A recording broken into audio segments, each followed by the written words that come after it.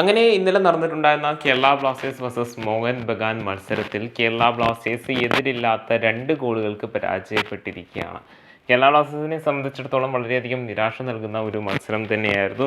Completely പറയുകയാണെന്നുണ്ടെങ്കിൽ ISLൻ്റെ ഒരു level of ഒരു ഇതുമില്ലാതെ നടന്നിട്ടുള്ള ഒരു സാധാരണ ഫുട്ബോൾ മാച്ച് പോലെ തന്നെയായിരുന്നു ഈ ഒരു മത്സരം തോന്നിയിട്ടുണ്ടായിരുന്നത്. കാരണം നമുക്കറിയാം, പലതരത്തിലുള്ള പ്രശ്നങ്ങൾക്ക് ശേഷം തുടങ്ങുന്ന ISL സീസണിന് ആ ഒരു ചൂട് അത്രമേലില്ല എന്ന് നമുക്കെല്ലാവർക്കും അറിയാം. പോരാത്തതിന് വെറും 13 മാച്ച് വീക്ക് മാത്രമേ ISLനുള്ളൂ.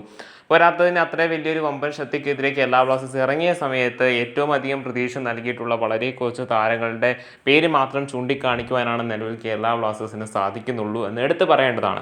എസ്പെഷ്യലി പറയുകയാണെന്നുണ്ടെങ്കിൽ രണ്ടാം പകുതി സബ്സ്റ്റിറ്റ്യൂട്ടായിട്ട് വന്നിട്ടുണ്ടായിരുന്ന കെവിൻ യോക്കിൻ്റെ പ്രകടനമാണ് ഏറ്റവും അധികം ചൂണ്ടിക്കാണിക്കേണ്ടതായിട്ടുള്ളത്. കാരണം അദ്ദേഹം വന്നതിന് ശേഷമാണ് ബ്ലാസ്റ്റേഴ്സ് ഒരു അറ്റാക്കിംഗ് മെൻറ്റാലിറ്റിയിൽ എന്തെങ്കിലും ഒരു കാര്യം ചെയ്തിട്ടുണ്ടായിരുന്നത്. അദ്ദേഹത്തിന് വന്നതിന് ശേഷമാണ് ഒരു പെർഫെക്റ്റ് ആയിട്ടൊരു ക്രോസ് വരെ ബ്ലാസ്റ്റേഴ്സിന് നൽകുവാനായിട്ട് സാധിച്ചിട്ടുണ്ടായിരുന്നത്. പോരാത്തതിന് ബ്ലാസ്റ്റേഴ്സിന് ഒരു ഫ്രീ കിക്കൊക്കെ ലഭിച്ചെങ്കിൽ പോലും അത് കൺവേർട്ട് ചെയ്യുവാനായിട്ട് ബ്ലാസ്റ്റേഴ്സിന് ഇന്നലത്തെ മത്സരത്തിൽ സാധിച്ചിട്ടുണ്ടായിരുന്നില്ല.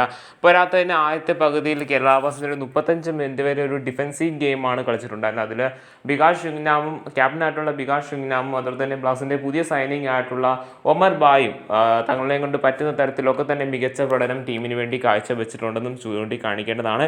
എങ്കിൽ പോലും ലെഫ്റ്റ് ബാക്ക് റൈറ്റ് ബാക്ക് പൊസിഷനിൽ കളിക്കുന്ന താരങ്ങൾക്ക് കുറച്ചും കൂടി ഇമ്പ്രൂവ്മെൻറ്റ് കൃത്യമായി പറഞ്ഞു കഴിഞ്ഞാൽ വേണ്ടത് അനിവാര്യമായിട്ടുള്ളൊരു കാര്യമാണ്.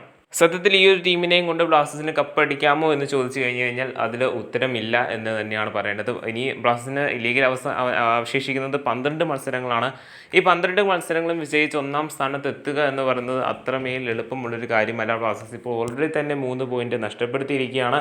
ഇനി ബ്ലാസ്റ്റേഴ്സിന് ഉള്ള മത്സരങ്ങളെല്ലാം തന്നെ അതികഠിനമായിരിക്കും എന്ന് എടുത്ത് പറയേണ്ടതാണ്. ഇനി ബ്ലാസ്റ്റേഴ്സിൻ്റെ അടുത്ത മത്സരം വരുന്നത് അടുത്ത ഞായറാഴ്ചയാണ്. ഈ ഒരു ഞായറാഴ്ച ഒരു 1 വീക്കോളം ഗ്യാപ്പ് ബ്ലാസ്റ്റേഴ്സിന് ലഭിക്കുന്നുണ്ട്. 22-ാം തീയതി മുംബൈ സിറ്റി FC-ക്കെതിരെ കേരള ബ്ലാസ്റ്റേഴ്സ് നേരിടുവാനായിട്ട് പോകുന്നത് കൊച്ചിയിൽ വെച്ചായിരിക്കും. അതായത് കേരള ബ്ലാസ്റ്റേഴ്സിൻ്റെ ഹോം മത്സരമാണ് നടക്കുവാനായിട്ട് പോകുന്നത്.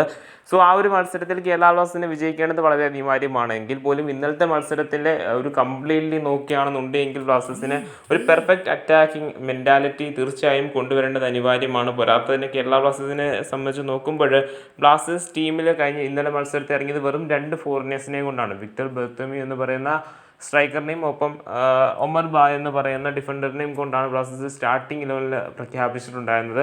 അപ്പോൾ തന്നെ വ്യക്തമാണ് ബ്ലാസ്റ്റേഴ്സിന് ഒരു ഡിഫൻസീവ് മെൻറ്റാലിറ്റി തന്നെയാണ് ഈ ഒരു മത്സരത്തിൽ ഉണ്ടായിരുന്നത്. ഇനി ബ്ലാസ്റ്റേഴ്സിനെ സംബന്ധിച്ചിടത്തോളം ചെയ്യുവാനായിട്ട് പറ്റുന്ന കാര്യം എന്ന് പറഞ്ഞു കഴിഞ്ഞാൽ നിലവിൽ ടീമിലുള്ള പ്രശ്നങ്ങളെ സോർട്ട് ഔട്ട് ചെയ്യുക എന്നുള്ളതാണ്.